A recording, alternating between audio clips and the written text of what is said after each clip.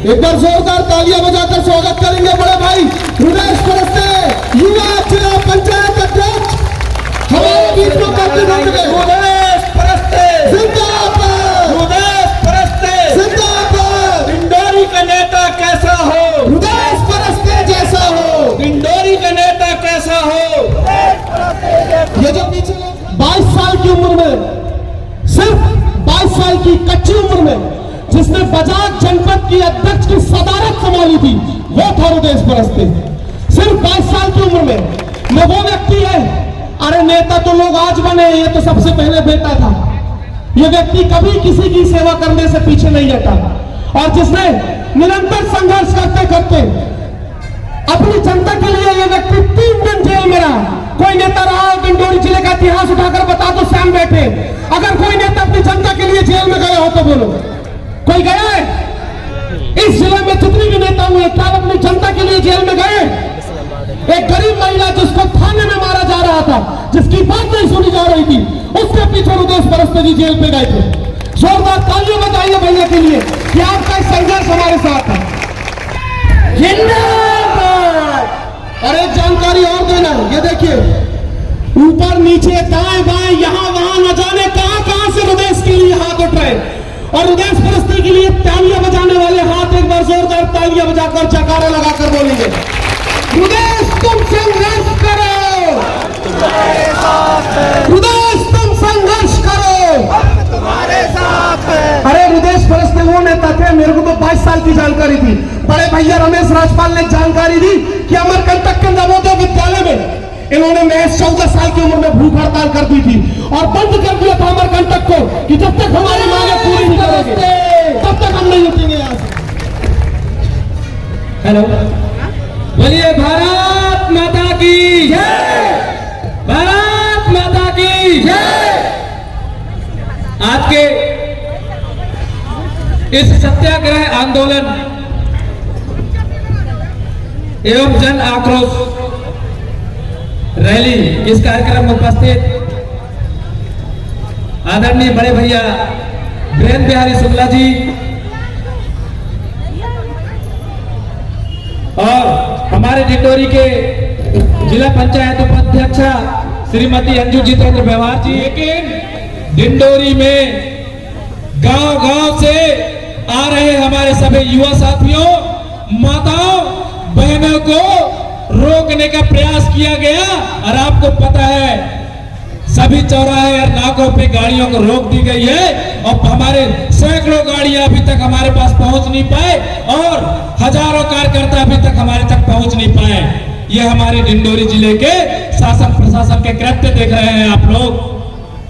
आप सब लोगों को पूरी ताकत से मन बनाना पड़ेगा, सब लोगों को जागरूक होना पड़ेगा। हम लोगों को तरह तरह के चालबाजी से बिखराने का काम करेंगे डिंडोरी जिले के शासन प्रशासन के लोग। आप हम सब लोगों को सचेत रहकर आगे की लड़ाई लड़ना है। आज सत्याग्रह जन आक्रोश आंदोलन में हम लोगों ने पम्पलेट पोस्टर के माध्यम से आप सब लोगों को जो जानकारी हम लोगों ने गांव-गांव में फैलाया था, उसमें हमने जल की बात कही थी। आज हम लोग देखते हैं पूरे डिंडोरी जिले में जल के नाम पर गांव-गांव में, आंगनबाड़ी भवनों में, नानी भाई प्रणाम, आइए आइए, ये प्रेम है, ये आशीर्वाद है कि देखिए दूर दूर से अभी भी लोग आ रहे हैं। एक बार जोरदार तालियां बजाकर हमारे आंदोलनकारियों का स्वागत करेंगे। चलिए बैठिए बैठिए, बैठ माता। आप लोग ये देख पा रहे हैं, अपना पाया कौन नहीं पाएगा। आप लोग देख पा रहे हैं पचगांव बैगांचल क्षेत्र से हमारे सहयोगी बैगा जनजाति के लोग जिनको तकलीफें दी गई और अपने हक और अधिकार के लिए आप वहां से यहां डिंडोरी हमारे आंदोलन में सम्मिलित हुए और उनको शासन प्रशासन के लोग हमारे गांव देहात के लोगों को रास्ता भटकाने का काम किए और ये चलते चलते 1.5 से 2 घंटे रास्ता भटकते भटकते अभी पहुंचे हैं। ये आप लोगों को हमारी एक पीड़ा है, इस पीड़ा को आप लोगों को समझना पड़ेगा, इस पीड़ा को देखना पड़ेगा। आपने देखा जल के नाम पर गांव गांव में, आंगनबाड़ी भवनों में, प्राथमिक शालाओं में नल की टोटियां तो लगा दी गई हैं। आप लोग देखे हैं, सिंटेक्स ऊपर रख दिए हैं, पाइप लग गया है, लेकिन आज तक जब से लगा है आज तक उस पाइप से या उस टोटी से पानी नहीं चला। मैं करंजिया क्षेत्र में गांव गांव में घूमा, देखा पाइपलाइन तो लगे हैं लेकिन उस पाइप में कभी पानी का टेस्टिंग भी नहीं हुआ। तो क्या डिंडोरी जिले में हमारे माताओं बहनों को, युवा साथियों को शासन प्रशासन के लोग, अधिकारी लोग क्या बेवकूफ समझते हैं? क्या हम लोग को समझ नहीं है? क्या हम लोग नहीं देख पा रहे कि इन पाइपलाइन में, इन टोटियों में आज तक पानी नहीं रहेगा? फिर ये पाइपलाइन और टोटी और सिंटेक्स लगाने का मतलब क्या हुआ? निरंतर आज भी ये सैंक्शन कर रहे हैं, पाइपलाइनें चालू है, इनकी टोटियां लगाना चालू है, सिंटेक्स रखना चालू है, लेकिन पानी की व्यवस्था नहीं करना है।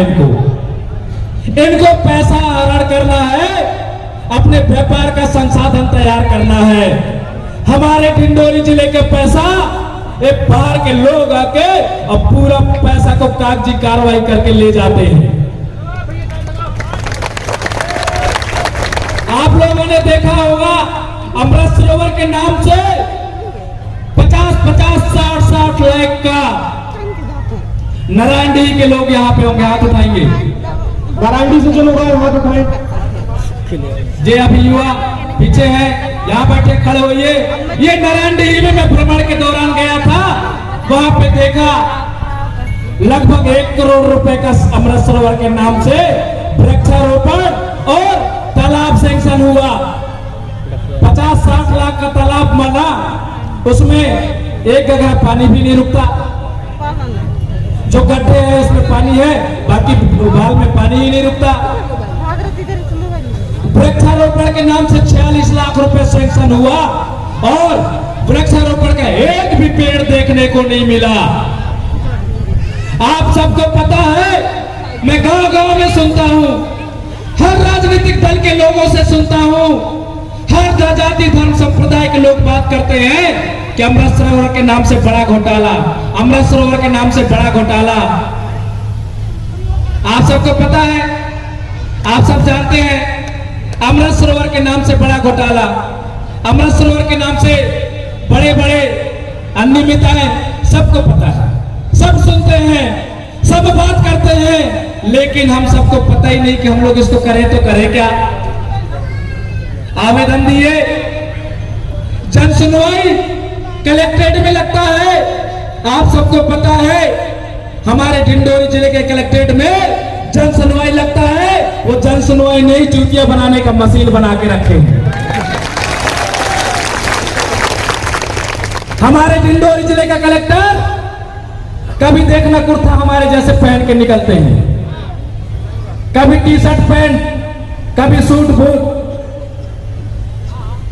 समझ ही में नहीं आता आप लोगों को। हमारे गांव गांव में जब मैं जाता हूं तो हमारे ग्राम के लोग मुझसे पूछते हैं, कलेक्टर हमारे समझ में नहीं आता ये नेता है कि एजेंट है कि कलेक्टर है। आज हमारे डिंडोरी जिले के साथ इतना बड़ा अन्याय हमारे मुख्यमंत्री माननीय शिवराज सिंह चौहान जी के द्वारा डिंडोरी जिले के साथ इतना बड़ा अन्याय कि हम लोगों को कलेक्टर नहीं, बीजेपी का एजेंट बैठा के रखा है डिंडोरी में। जो पाइपलाइन बिछा के राशि का हरण, जल के नाम पर बड़े बड़े घोटाले, जमीन, जल जंगल जमीन की बात आप सब लोग करते हैं। हमेशा मैं देखता हूं, गांव में जाता हूं तो हमारे आदिवासी भाई लोग कहते हैं जल जंगल जमीन हमारा है। बैगा जनजाति क्षेत्र में जाता हूं, हमारे बैगा भाई बहन लोग कहते हैं जल जंगल जमीन हमारा है। लेकिन करना क्या है हमको पता नहीं, हम समझ नहीं पाते। किसी ने जागरूक करने का काम नहीं किया। आप सबको पता है, मैं यहाँ पे भाषण नहीं, मैं यहाँ पे भाषण देने के लिए खड़ा नहीं हूं, मैं यहाँ पे वास्तविकता का बात करने के लिए आपके सामने खड़ा हूं। जल जंगल जमीन हमारा है कहते हैं, लेकिन ये पहाड़ा जो है जल जंगल जमीन हमारा है, इस पहाड़ा के आगे का पहाड़ा हम लोगों को किसी ने सिखाया ही नहीं।